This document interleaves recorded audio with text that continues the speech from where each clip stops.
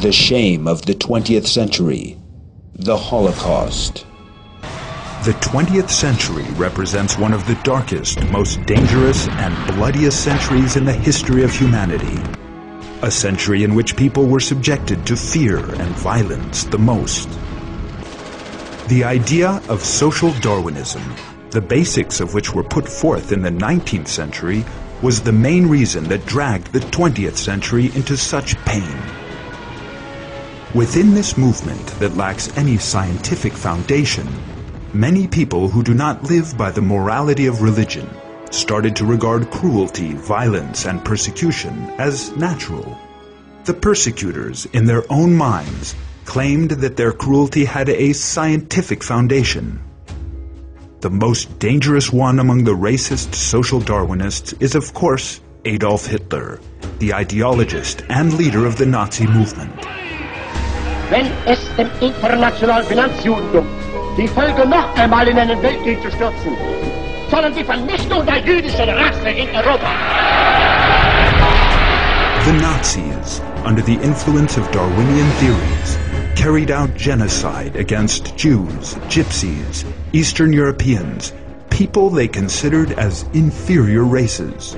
They attempted to annihilate people from many different faiths and nations, such as religious Catholics and Slavic people.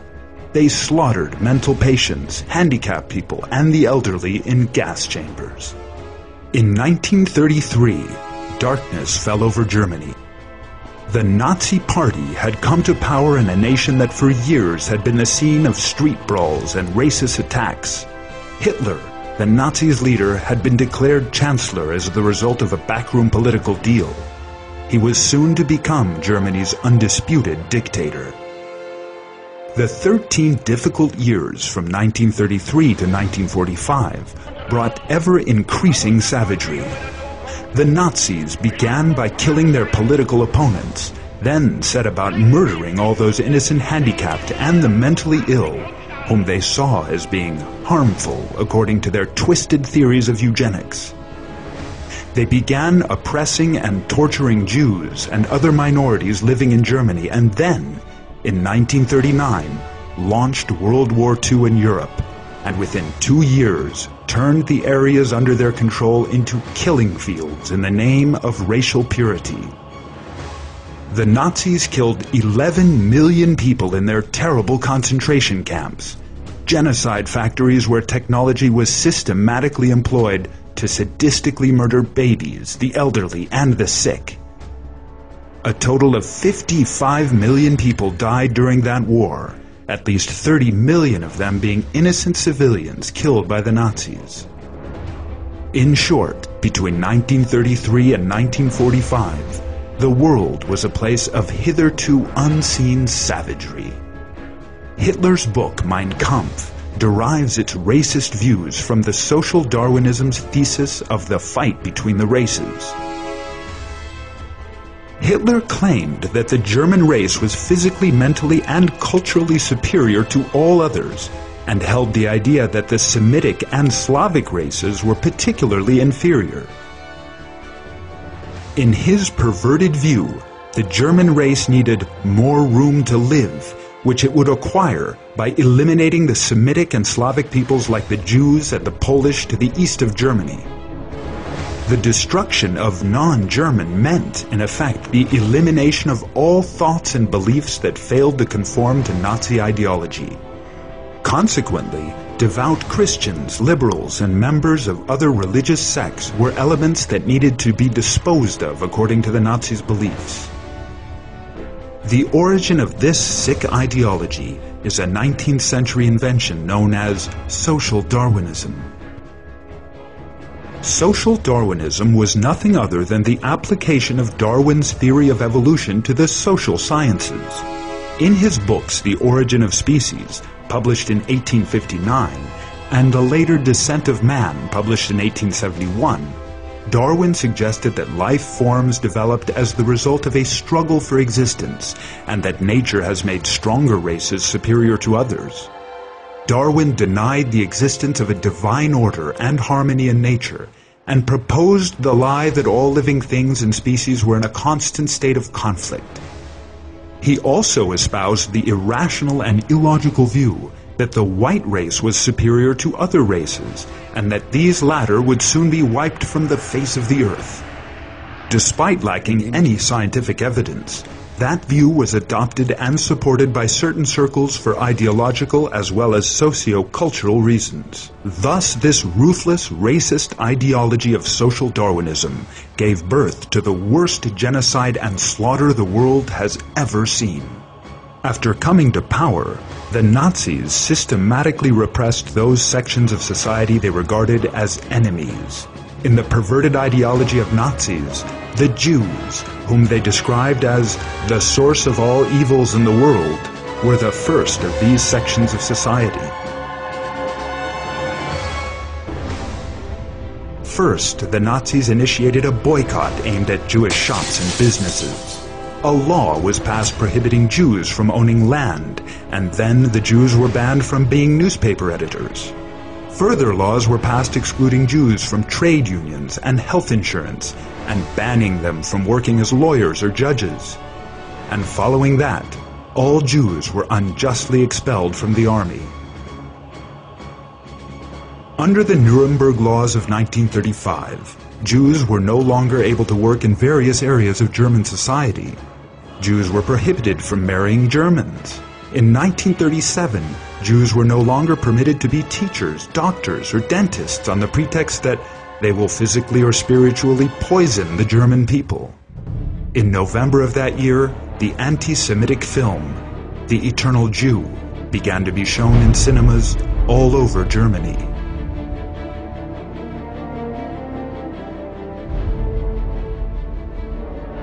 Civilized Jews developed. Foreign from us Europeans, born of totally different racial elements, they differ from us in body and above all in soul. In schools, teachers warned their students of the so-called Jewish menace. During lessons, Jews were insulted and maligned. Enmity of Jews increased rapidly in the German society educated with such indoctrination. Every new Nazi act of repression against the Jews met with majority of society's approval. 1938 saw all Jewish-owned goods, property, and money being confiscated and new sanctions being imposed. Turning point in oppression, broken glass. With the night of broken glass, Kristallnacht, a new chapter in the oppression of the Jews opened on the night of November 9th and 10th, 1938.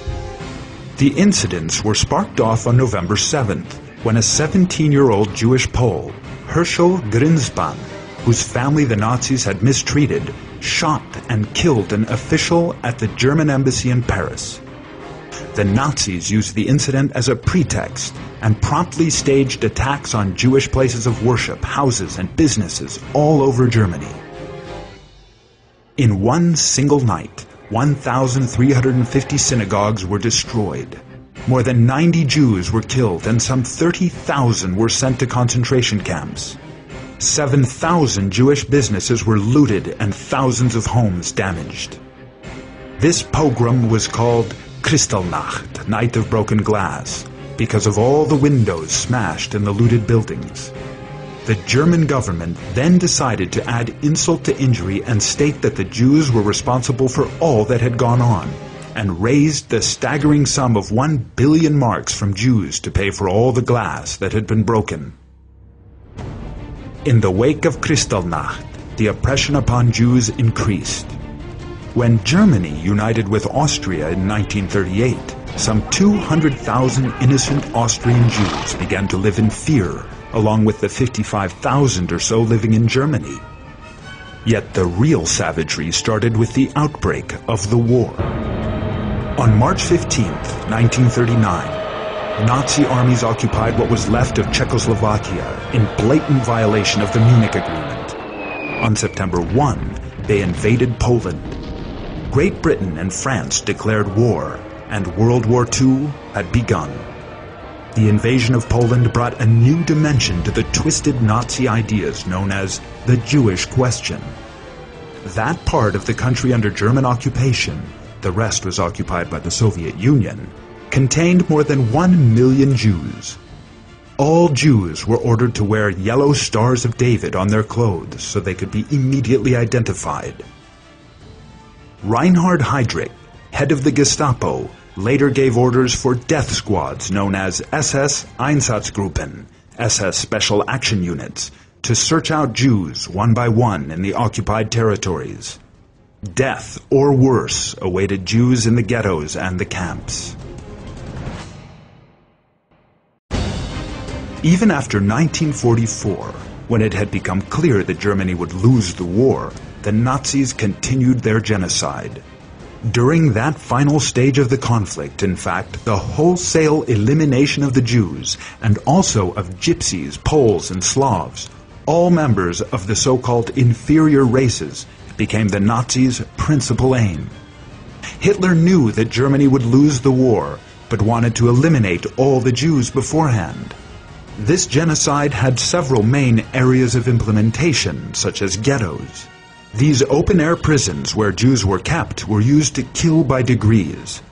Concentration camps were first established as places where Jews and others were kept as slave laborers.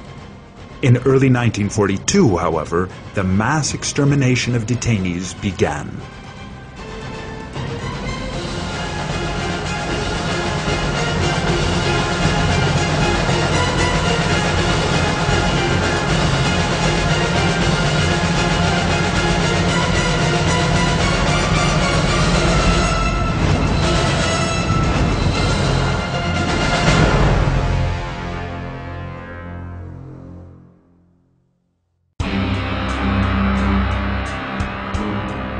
The ghettos. Before the Nazis' invasion, Jews made up approximately 1/3 of Warsaw's 1 million inhabitants. Following the Nazi occupation, Jews were transferred in from other areas, increasing their numbers from 330,000 to 450,000. But the Nazis crammed this huge number into a walled area that represented only 2.3% of the city. The poorest district was set aside for the Jews, and Jewish residents from all the other parts of the city were moved there forcibly. Before they were put inside, all their money and valuables were taken from them. Life in the ghetto went on under terrible conditions. On average, 7 families were crammed into one room. Very little food was given. An average of 100 people a day died from hunger, sickness, or maltreatment. The photographs of wretched children in the Warsaw Ghetto clearly reveal the suffering of these innocents.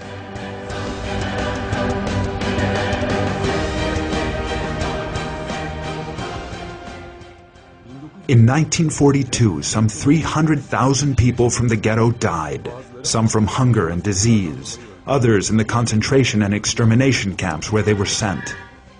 Of the original 500,000 in the Warsaw Ghetto, only a handful of Jews remained alive. In other ghettos set up by the Nazis, hundreds of thousands of Jews were killed after suffering fear, terrible starvation, and torture.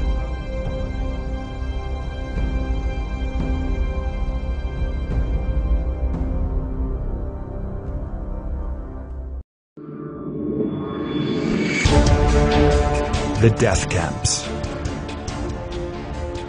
At the beginning of 1942, Hitler and his staff decided on a final solution to the Jewish problem. The final solution came to mean systematic extermination of all Jews, and leaving not one Jew alive in the territory controlled by the Nazis.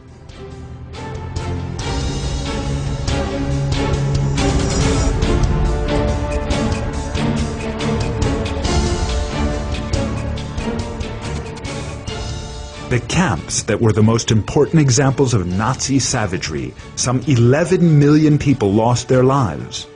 These camps were first set up as labor camps. Almost all, and Auschwitz, Treblinka, Majdanek, and Belsen in particular, were opened alongside major industrial complexes, and detainees brought there were forced to serve the German war industry as slave labor. In 1941, Extermination camps such as Belzec, Sobibor, Chlemno, and Treblinka were set up with the sole intention of genocide. During the 3 years or so between the last months of 1941 and the end of 1944, a total of 11 million people, of whom 5.5 million were Jews, were killed in gas chambers and by other means of mass annihilation, or else died of starvation, disease, and mistreatment. As the result of the greatest massacre in history carried out by the Nazis, infants, innocent children, the old and infirm, the handicapped and the sick, millions of innocent people lost their lives. In some camps, even worse tortures were done to prisoners as well. Foremost among them were the experiments carried out by the monster Joseph Mengele, the doctor at Auschwitz, the largest camp, where some 1.5 million people were killed. Mengele performed horrific experiments on adult and children guinea pigs, chosen from among the prisoners to see how much pain or cold the human body could withstand. Many innocent children were tortured by this Nazi monster and were left crippled or dead. The dreadful barbarity in the camps came to light only at the end of the war, when the Allies defeated the Nazis and took control of the areas containing the camps. The British, American, and Soviet units that liberated these camps were shocked and horrified by the sights that greeted them. One record from the British unit that liberated the Bergen-Belsen camp reads, "This is the famous Belsen concentration camp. It was liberated by the British on April 15, 1945. 10,000 unburied corpses were found here. 13,000 people died between then and now. They were all victims of the German New Order in Europe, and each one an example of Nazi culture."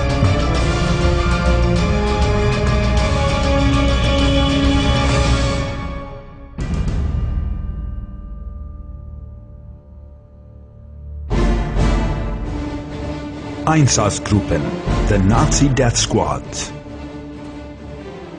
Apart from the ghettos and the concentration camps, another element of the Holocaust was the Einsatzgruppen teams, or death squads.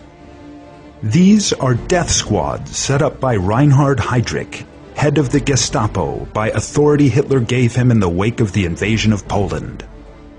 These special units moved into occupied territory behind the regular army to seek out groups to be exterminated. Needless to say, Jews headed that list.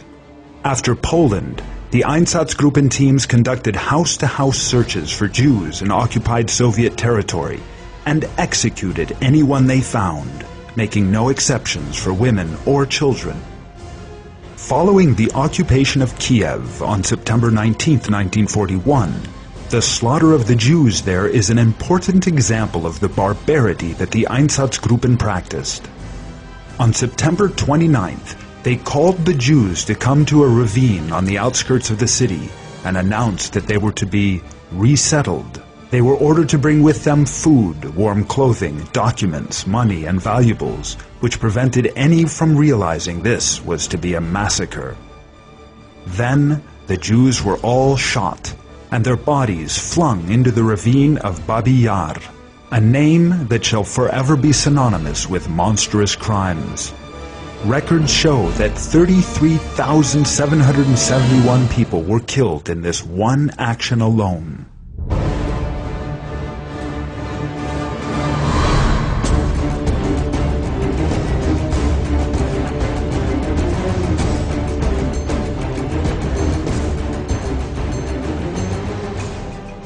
The very existence of such teams is by itself sufficient to demonstrate that the Nazis planned to exterminate the Jews, and indeed did so. Any regime that executes innocents, even women and children, and sets up special military units to carry out these killings is quite clearly capable of doing similar things in concentration camps. It is an incontrovertible fact, attested to by the killers themselves, men such as Rudolf Höss, the commander of Auschwitz, that the Nazis ignominiously slaughtered 6 million innocent Jews, regardless of age or sex, men, women, children, infants, all met a brutal end at the hands of Nazis and their evil ideology of racial purity. Even today, there are still some anti-Semitic actions taken against the inoffensive Jewish community. In order to prevent a similar tragedy ever happening again, a worldwide collaboration is very important. A common cultural campaign must be carried out against anti-Semitic groups, and the fact that racism and bigotry has inflicted nothing but the most terrible suffering and disasters on mankind must be explained to everyone.